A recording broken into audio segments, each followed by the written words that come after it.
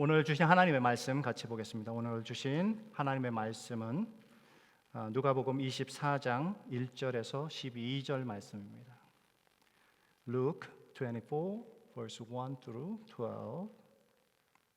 우리 한 절씩 교독하도록 하겠습니다. 안식 후 첫날 새벽에 이 여자들이 그 준비한 향품을 가지고 무덤에 가서 돌이 무덤에서 굴려 옮겨진 것을 보고 들어가니 주 예수의 시체가 보이지 아니하더라.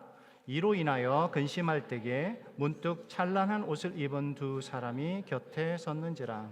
여자들이 두려워 얼굴을 땅에 대니 두 사람이 이르되 어찌하여 살아있는 자를 죽은 자 가운데서 찾느냐? 여기 계시지 않고 살아나셨느니라. 갈릴리에 계실 때에 너희에게 어떻게 말씀하셨는지를 기억하라. 이르시기를 인자가 죄인의 손에 넘겨져 십자가에 못 박히고 제3일에 다시 살아나야 하리라 하셨느니라 한데 그들이 예수의 말씀을 기억하고 무덤에서 돌아가 이 모든 것을 11사도와 다른 모든 이에게 알리니 이 여자들은 막달라 마리아와 요한나와 야고보의 모친 마리아라. 또 그들과 함께 한 다른 여자들도 이것을 사도들에게 알리니라. 사도들은 그들의 말이 허탄한 듯이 들려 믿지 아니하나 베드로는 일어나 무덤에 달려가서 구부려 들여다보니 세마포만 보이는지라. 그 된 일을 놀랍게 여기며 집으로 돌아가니라. 아멘. 저는 오늘 부활의 증인들이라는 제목으로 말씀을 같이 나누도록 하겠습니다. 오늘의 본문의 말씀은 이렇게 시작합니다. 안식 후 첫날. 안식 후 첫날은 무엇입니까? 우리 주일을 얘기합니다. 오늘날의 썬데이를 얘기합니다. 오늘날 기독교가 지키고 있는 이 주일, 어쩌면 부활하신 이 예수님을 기념하고 축제를 벌이는 그 시간이 바로 이 주일날인 것입니다. 일요일 새벽에 준비한 향품을 가지고 예수님의 무덤에 찾아가는 여인들이 있습니다. 무엇 때문이었을까요? 십자가에서 죽으신 이 예수님의 시체를 수습하기 아마 위해서일 것입니다. 그러나 무엇보다도 이들의 향품을 통해서 말하고 싶은 것은 예수님에 대한 그 이들의 사랑을 표현하기 원했던 것입니다. 앞선 23장에 보면 아리마대 요셉이라는 분이 나옵니다. 아리마대 요셉은 공회의원으로서 빌라도에게 가서 예수님의 시체를 요구합니다. 그리고는 자기가 준비한 그 무덤에 예수님을 장례를 하게 됩니다. 빌라도에게 요청했던 이 예수님을 수습했는데 이것이 얼마나 급했는지 안식일이 거의 다가왔기 때문에 이들은 세마포로만 싸게 되었습니다.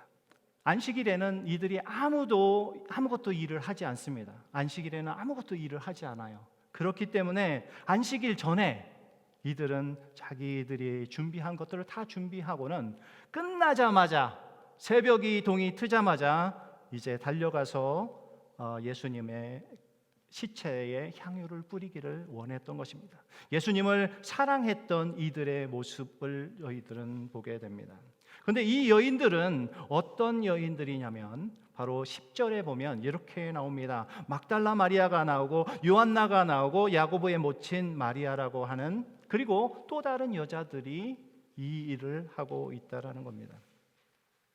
막달라 마리아는 어떤 사람입니까? 혹시 아십니까? 막달라 지역에 있는 마리아 중에서도 많은 마리아가 있잖아요. 우리말로 하면 영어에서는 존이 많은 것처럼, 그죠? 저도 영어 이름은 이제 존입니다. 요한인데 이제 그 마리아가 참 많았던 것 같습니다. 그 시대에. 그래서 막달라 지역에 있는 마리아인데 이 여자는 일곱 귀신이 들렸던 여자였었고 예수님께서 고쳐주셨어요. 그 이후로 예수님을 꾸준히 따라가면서 섬겼던 모습을 보입니다. 요한나라는 사람은 어떤 사람이냐면 그 요한나라는 뜻이 이렇습니다. 하나님은 은혜로우시다. 여호와의 은사라는 그 제목이 있습니다. 그 뜻이 있습니다. 요한나는 헤롯의 재물을 담당하고 있는 사람, 그 사람이 누구냐면 구사라는 사람입니다. 이 구사의 아내입니다. 그래서 상류층에 있는 사람이다라고 우리는 볼 수 있습니다. 그런데 고대시라는 학자가 이런 이야기를 합니다. 헤롯의 이 요한복음 4장 46절에 나오는 한 관리가 자기 아이가 죽음에 이르게 되니까 예수님에게 찾아가서 고쳐달라고 얘기합니다. 그랬더니 예수님께서 말씀하셔서 고쳐주십니다. 그 고침을 받은 그 아이의 부모입니다.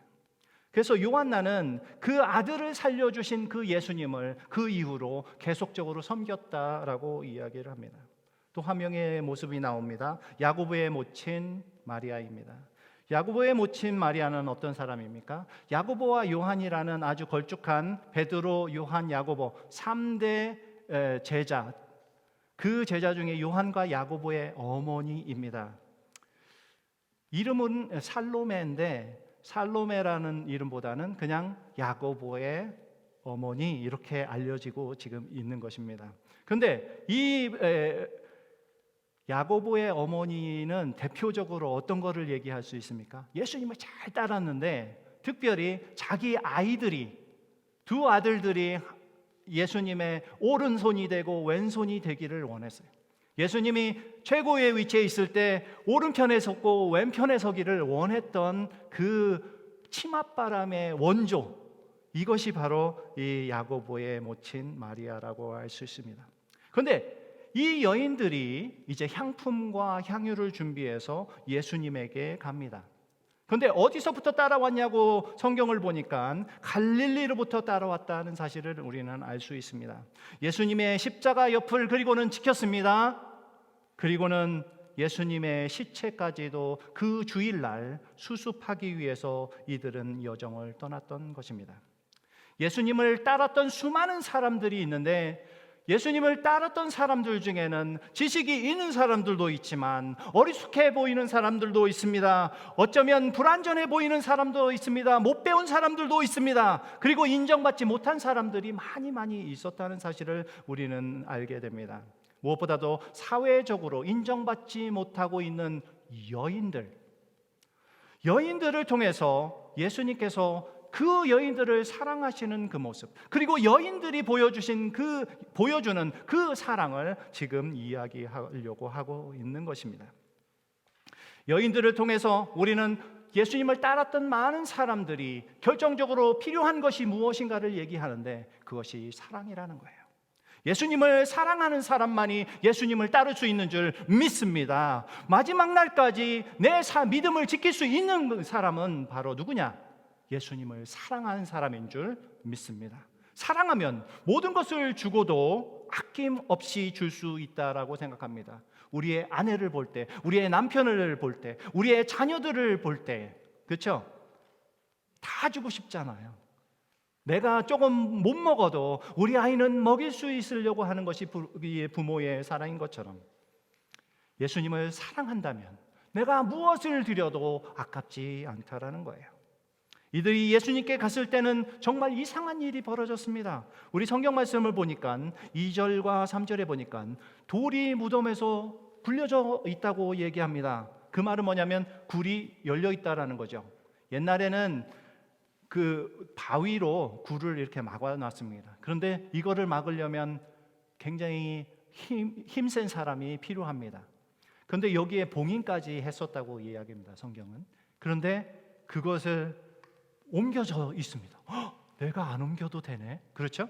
그리고 나서 3절에 보니까 예수님의 시체가 또 보이지 않는 거예요. 이상하다. 어찐 일이지? 무덤이 열려 있고 예수님이 없다라는 사실입니다. 나중에 베드로가 가서 보니까 어떤 일이 이루어집니까? 세마포만 그 앞에 놓여져 있더라라고 기록하고 있습니다. 부활의 모습 속에서 세마포는 필요 없었습니다. 나중에 제자들에게 나타나셨을 때를 보면 어떤 문 또는 벽을 다 막아놨는데도 예수님께서 그 안에 오셔서 평화를 얘기하는 모습을 보게 됩니다. 요한복음 20장 19절 말씀입니다. 우리 같이 한번 읽어보겠습니다. 시작. 이날 곧 안식 후 첫날 저녁 때에 제자들이 유대인들을 두려워하여 모인 곳의 문들을 닫았더니 예수께서 오사 가운데 서서 이르시되 너희에게 평강이 있을지어다. 예수님의 부활하신 그 모습에는 세마포도 필요 없습니다. 벽이나 어떤 장벽도 필요 없이 그것을 뚫고 갈 수 있는 것이 바로 예수님의 부활의 모습이었다는 거예요. 우리는 이런 찬양을 저는 알고 있습니다. 여러분도 아시는지 모르겠는데, 주는 평화 막힌 담을 모두 허셨네. 예수님이 계신 곳에는 어떤 벽도 무너뜨릴 수 있고 그곳에서 평화를 이룰 수 있는 것이 바로 예수님의 삶이었던 것 같습니다. 그래서 우리에게도 요구합니다. 너희에게 평강이 있을지어다. 우리에게 평강이 있을 수 있는 것은 예수님께서 우리에게 오실 때 그게 가능하다라는 겁니다. 부활하신 주님, 우리를 막고 있었던 눈에 보이는 벽도, 눈에 보이지 않는 어떤 벽도 허물 수 있는 평강을 주시는 그 예수님이 오늘 부활하셨다는 거예요. 그리고 그 부활하신 주님께서 우리에게 평화를 선포하십니다. 두렵고 떨렸던 이 제자들의 삶, 문을 꽉꽉 잠글 수밖에 없는 그 두려움 속에 예수님께서 찾아오셔서 얘기합니다. 평강을 선포하고 있는 것입니다. 동일하게 새로운 지역으로 이사를 하게 되는 우리 형제 자매님이 있습니다. 우리 속에는 두려움과 어려움들이 또 있습니다. 새로운 지역뿐만 아니라 우리가 무엇인가를 시작할 때는 두려움과 어려움이 있습니다. 우리의 삶의 여정 가운데 하나님께서 서셔서 이 말씀하십니다. 평강이 있을지어다. 그것을 우리가 믿고 따라간다면, 그리고 그 예수님을 마음속으로 영접한다면 그 안에 평화가 있을 줄 믿습니다. 우리에게 전하는 그 평강과 평화를 누리는 이 부활절 아침이 되기를 주의 이름으로 축복합니다. 세마포만 남기고 빈 무덤을 남게 된 그것을 본 사람의 첫 번째 증인들이 있습니다. 부활의 첫 증인들 누구입니까? 바로 여인들이었습니다. 부활을 지켜본 첫 번째 사람들이 이 여인이라는 말은 굉장히 시사하는 바가 큰 것 같습니다. 왜냐하면 그 당시에 여인들은 증인으로서의 역할을 할 수 없는 위치에 있었습니다. 남자들의 부속물과 같은 역할을 했던 것이 바로 여자들이었습니다. 그런데 부활의 증인들로서 여인들을 선택하신 이유가 무엇일까요?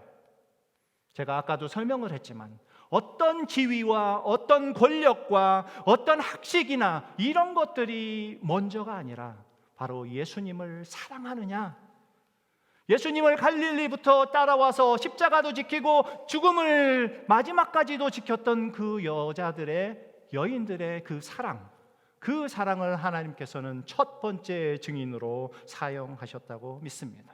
그러므로 저는 도전합니다. 하나님을 사랑하십시오. 예수님을 더욱 사랑하십시오. 그것이 오늘 부활의 증인으로 살 수 있는 첫 번째 길이라고 믿습니다.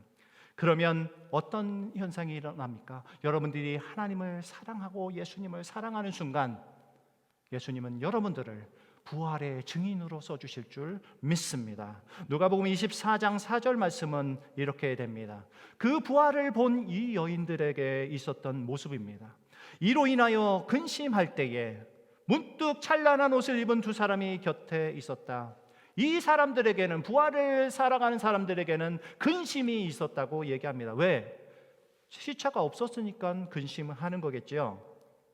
그 다음에 5절에 보면 어떤 모습이 또 기록되고 있냐면, 여자들이 두려워 얼굴을 땅에 댔다. 무엇 때문에 그랬습니까? 천사와 같은 사람이 갑자기 나타나서